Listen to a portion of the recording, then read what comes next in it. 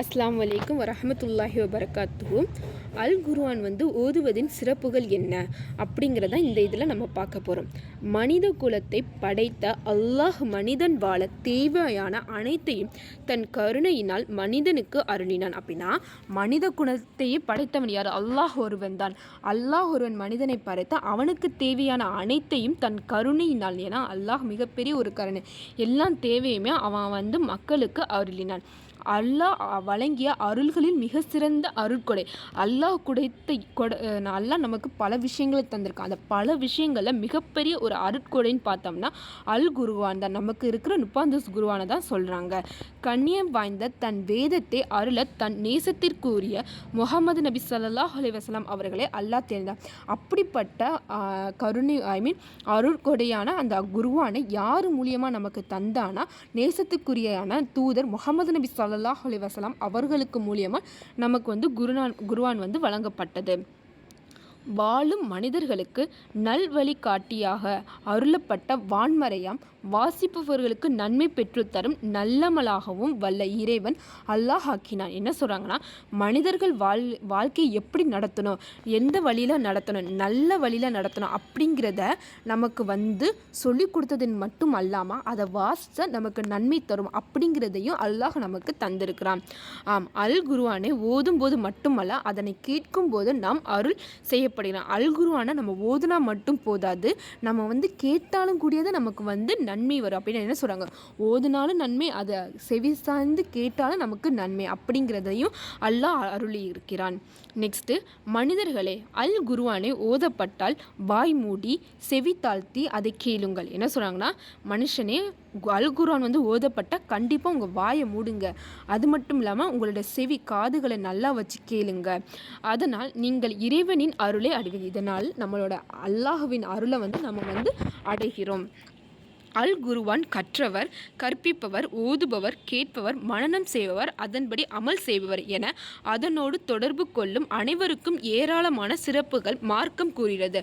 இங்கே என்ன சொல்கிறாங்க, அல் குர்ஆனை கற்றவர், அதை கற்பிப்பவர், படிக்கிறாங்க, ஓதுபவர், அதை கேட்குறவங்க, மனனம் செய்பவர், அதன்படி அமலும் செய்கிறாங்க. குர்ஆனை சும்மா ரீட் பண்ண மட்டும் போதாது, நம்ம வாழ்க்கைக்கு நடைமுறையில் படுத்துகிறோம். இது எல்லாருக்குமே ஏராளமான ஒரு சிறப்புகள் இருக்குது அப்படின்னு சொல்கிறாங்க. அவற்றில் சிலவற்று இங்கு இணைந்துள்ளோம். அதில் சிலவற்றை இணைந்திருக்கும். உங்களில் சிறந்தவர் குர்ஆனை கற்றும் மற்றவர்களுக்கு கற்றுக் கொடுப்பவர். நீங்கள் குர்ஆனை கற்றுறீங்க, அதை நீங்கள் மட்டும் கற்றுக்கிறக்கூடாது, அடுத்தவங்களுக்கு கற்றுக் கொடுக்கணும். அதுதான் என்னது ரொம்ப சிறந்தது. யார் சொல்லுறா? நபி ஸல்லல்லாஹு அலைஹி வஸல்லம் அவர்கள் சொல்கிறாங்க. மேலும் அழிந்து போகக்கூடிய உலக வாழ்வில் நம்மை பாதுகாக்கும் வழிகாட்டிய அல் குர்ஆன். இங்கே என்னன்னா, கண்டிப்பாக உலகம் அழிந்து போகும். அந்த அழிந்து போகிற உலகத்துக்கே நமக்கு நன்மையை தரதான் குர்ஆன். அப்போ அழியாத மறுமையிலும் நமக்கு கண்டிப்பாக நமக்கு குர்ஆன் உதவி செய்யும், ஒரு மாபெரும் பரிந்துரையாக இருக்கும். அப்படின்னா நம்ம செய்த பாவங்களுக்கு குர்ஆன் நமக்கு வழக்கிடு, இல்லை இவங்க நல்லவங்க தான் அப்படின்னு சொல்லி நமக்கு, ஏன்னா அந்த மறுமை நாளில் நம்ம தாயோ தந்தையோ உற்றோர் உறவினர் யாருமே நமக்கு பரிந்துரை செய்ய மாட்டாங்க. ஆனால் நம்ம ஓதுன குர்ஆன் நமக்கு பரிந்துரை செய்யும் அப்படின்னு சொல்கிறோம். நெக்ஸ்ட்டு, அல்லாஹுவின் தூதர் ஸல்லல்லாஹு அலைஹி வஸல்லம் அவர்கள் கூறினார்கள், குர்ஆன் ஓதி வாருங்கள், ஏனெனில் குர்ஆன் ஓதி வருபவர்களுக்கு அது மறுமையில் இறைவனிடம் பரிந்துரை செய்யக்கூடியதாக வரும். என்ன சொல்கிறான் அல்லாஹுவின் தூதர் ஸல்லல்லாஹு அலைஹி வஸல்லம் அவர்கள் சொல்கிறாங்க, குர்ஆனை ஓதுங்க, நீங்கள் கண்டிப்பாக குர்ஆனை ஓதணும். ஏன்னா குர்ஆனை ஓதி வருபவர்களுக்கு மறுமையில் கண்டிப்பாக இறைவனிடத்தில் பரிந்துரை செய்யக்கூடியது. அப்படின்னா பரிந்துரை கண்டிப்பாக அந்த குர்ஆனை ஓதுறதன் காரணமாக நமக்கு பரிந்துரை கிடைக்கும். இரு ஒளிச்சுடர்கள் அல் பஹரா. அப்படின்னா நம்ம மறுமை நாளில் ஒளி தரக்கூடிய ஒரு சூறான்னு பார்த்தோம்னா அல் பஹரா, அல் இம்ரான் ஆக இரு அத்தியாயங்களையும் ஓதி வாருங்கள். கண்டிப்பாக இது 2 அத்தியாயத்தை ஓதி வரணும்.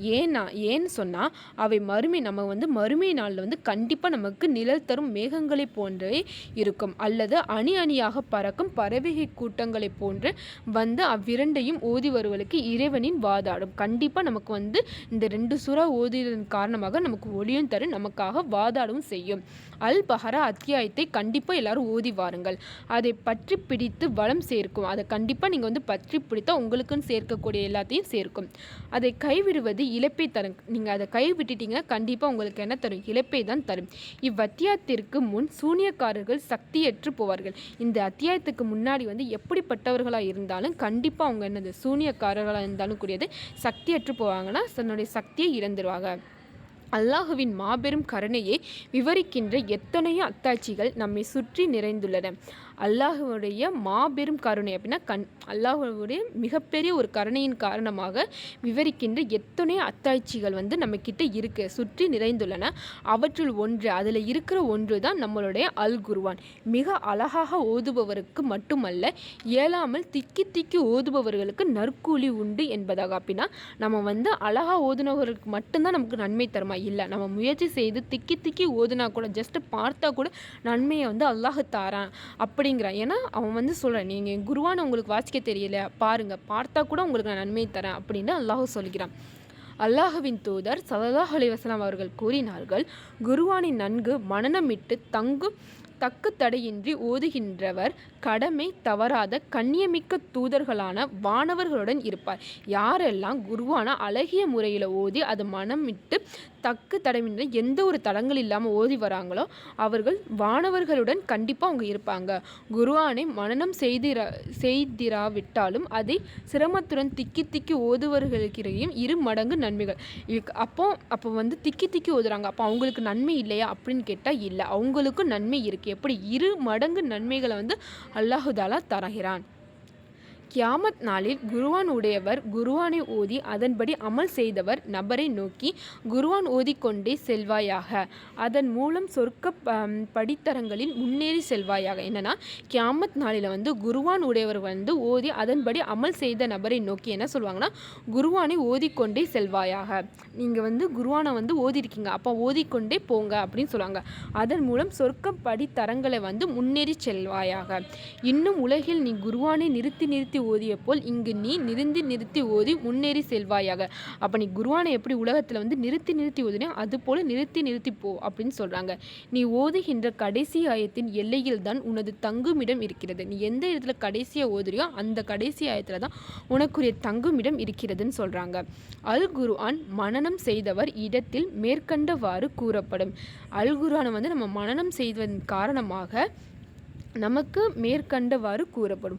ஒருவர் குர்ஆனில் எந்த அளவு மனனம் செய்தாரோ அதற்கு ஏற்றாற் போல அவருடைய அந்தஸ்தை அல்லாஹ் உயர்த்துவதன் மூலம் அவர் உயர்வான நிலையில் அடைவார். அப்போ குர்ஆனை வந்து மனனம் செய்ததின் காரணமாக அல்லாஹ் வந்து தன்னுடைய அந்தஸ்தையும் உயர்த்துவான் அப்படின்னு சொல்கிறாங்க.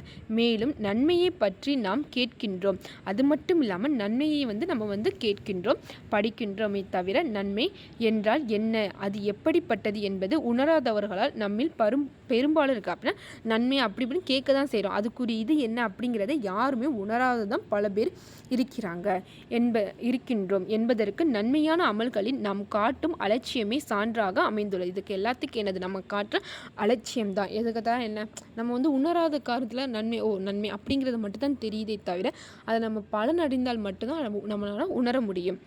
யாரும் நமக்கு உதவ இயலாத அந்த நாளில், அதை எனது மறுமையில் நமக்கு யாருமே உதவ மாட்டாங்க.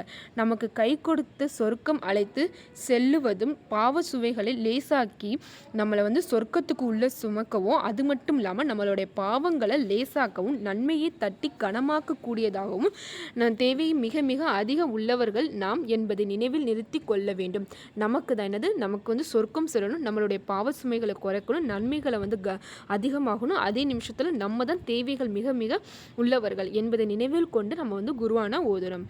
அப்படிப்பட்ட நம்மை ஒன்றல்ல, அல் குர்ஆனில் ஒவ்வொரு எழுத்துக்கும் 10 நன்மைகள் என்பதை இந்த நபிமொழி கூறு. அது என்ன சொல்கிறாங்கன்னா, ஒரு குர்ஆனில் நம்ம ஓதுனோம் ஒவ்வொரு எழுத்துக்குமே 10 நன்மைகள் இருக்குது அப்படிங்கிறத நபிமொழி நமக்கு சொல்லுது. அல்லாஹுடைய வேதத்திலிருந்து குர்ஆனிலிருந்து யார் எழுத்து ஓதி, யார் வந்து அல்லாஹுடைய வேதம் தான் என்னது குர்ஆன், அந்த வேதில் இருந்து ஒரு எழுத்து ஓதுனா கூட போதும், அவருக்கு வந்து ஒரு நன்மை கிடைக்கும். அப்போ ஒரு நன்மை அது போன்று 10 நன்மையாக ஆகிவிடும். எப்படின்னா அலிஃப் லாம் என்பது வந்து ஒரு எழுத்து தான், ஆனால் அலிஃபுக்கு ஒரு நன்மை, லாமுக்கு ஒரு எழுத்து, அப்போ 2 இது சேர்ந்து வரும். மீம் என்பது ஓர் எழுத்தாகும். அப்போ ஒவ்வொரு எழுத்துக்குமே ஒரு நன்மையும் சேர்த்து ஃபுல்லாக சேர்க்கும்போது கிட்டத்தட்ட 10 நன்மைகள் நமக்கு வரும். அல் குர்ஆன் மனனம் செய்தவர்கள் அதனை மீண்டும் மீண்டும் ஓதி மனதில் தக்க வைத்துக் கொள்வதுடன் அவசியத்தை வலியுறுத்த விதமாக நபி ஸல்லல்லாஹு அலைஹி வஸல்லம் அவர்கள் இவ்வாறு கூறிய என்ன சொல்கிறாங்கன்னா, நம்ம மனனம் செஞ்சோம்னா திரும்பி திரும்பி நம்ம ஓதி நம்ம மனதளவில் நல்லா நிறுத்தணும். அது யார் நமக்கு வலியுறுத்தணும்? நம்மளுடைய முகமது நபி ஸல்லல்லாஹு அலைஹி வஸல்லம் அவங்க சொல்கிறாங்க. நபி ஸல்லல்லாஹு அலைஹி வஸல்லம் அவர்கள் கூறினார்கள், குர்ஆனை அடிக்கடி ஓதி அதனை பேணி பாதுகாத்து வாருங்கள். குர்ஆனை அடிக்கடி நீங்கள் ஓதி அதனை பேணி பாதுகாத்து வாருங்கள். முகம்மதின் உயிர் எவன் கைவசம் இருக்கிறது, அதான் அல்லாஹுவின் கைவசம் இருக்கு. அதான் சொல்கிறான், அந்த அல்லாஹுவின் மீது சத்தியமாக சொல்கிறேன், திரும்ப திரும்ப ஓதி அந்த குர்ஆனை பாதுகாக்கவில்லை என்றால், அப்படின்னா நீங்கள் திரும்பி திரும்பி ஓதினா மட்டும்தான் குர்ஆனை நீங்கள் பாதுகாக்க. அப்படி நீங்கள் பாதுகாக்கவில்லை என்றால் அந்த குர்ஆன் கயிற்றில் கட்டப்பட்டிருந்த ஒட்டகை கட்டிலிருந்து விலகி விரண்டோடுவதை விட மிக வேகமாக உங்கள் உள்ளங்களில் விரண்டோடிவிடும். அப்படின்னா நம்ம திரும்பி திரும்பி ஓதாததின் காரணமாக நம்ம விரல்களை விட்டு எப்படி ஒரு ஒட்டகம் விரண்டோடி ஓடுமோ அது மாதிரி ஓடிவிடும். அப்போ என்ன சொல்ல வராங்க, நம்ம கண்டிப்பாக அடிக்கடி குர்ஆனை ரீட் பண்ணணும். நபி ஸல்லல்லாஹு அலைஹி வஸல்லம் அவர்கள் கூறினார்கள், திண்ணமாக அல்லாஹ் இந்த வேதத்தின் மூலம் எத்தனையோ கூட்டத்தார்களை உயர்த்துகின்றான். அப்போ நம்ம அல்லாஹ் சொல்கிறான், யார் நபி ஸல்லல்லாஹு அலைஹி வஸல்லம் அவர்கள் கூறினார்கள், திண்ணமாக அல்லாஹ் இந்த வேதத்தின் மூலம் எத்தனையோ கூட்டத்தார்களை உயர்த்தினான், இன்னும் எத்தனையோ கூட்டத்தார்களை தாழ்த்தினான். அப்படின்னா நமக்கு குர்ஆனின் மூலம் சில கூட்டத்தை உயர்த்தவும் செஞ்சான், தாழ்த்தவும் செஞ்சான் அப்படிங்கிறத ரசூல் ஸல்லல்லாஹு அலைஹி வஸல்லம் அவர்கள் சொல்கிறார்கள். அல்லாஹ்விடம் கண்ணியம் பெற்ற மக்களில் அல் குர்ஆனை அதிகம் நேசிக்கின்ற மக்களில் நம்மை அல்லாஹ் ஆக்கி அருள்வான். அப்படின்னா அதிகம் குர்ஆனை ரீட் பண்ணி நன்மை செய்யக்கூடிய மனிதர்களில் ஒன்றாக நம்மை ஆக்கி அருள்வானாக. ஆமீன் ஆமீன் யா ரப்பல் ஆலமீன். இன்ஷா அல்லாஹ் இதோட முடிஞ்சிருச்சு. நெக்ஸ்ட் வகுப்பில் ஓதலின் படித்தரங்கள் என்ன அப்படிங்கிறத இன்ஷா அல்லாஹ் அடுத்த இதில் பார்க்கலாம். ரப்பி ஜித்னி இல்மா யா அல்லாஹ் கல்வி ஞானத்தை அதிகப்படுத்துவாயாக. ஆமீன் ஆமீன் யா ரப்பல் ஆலமீன்.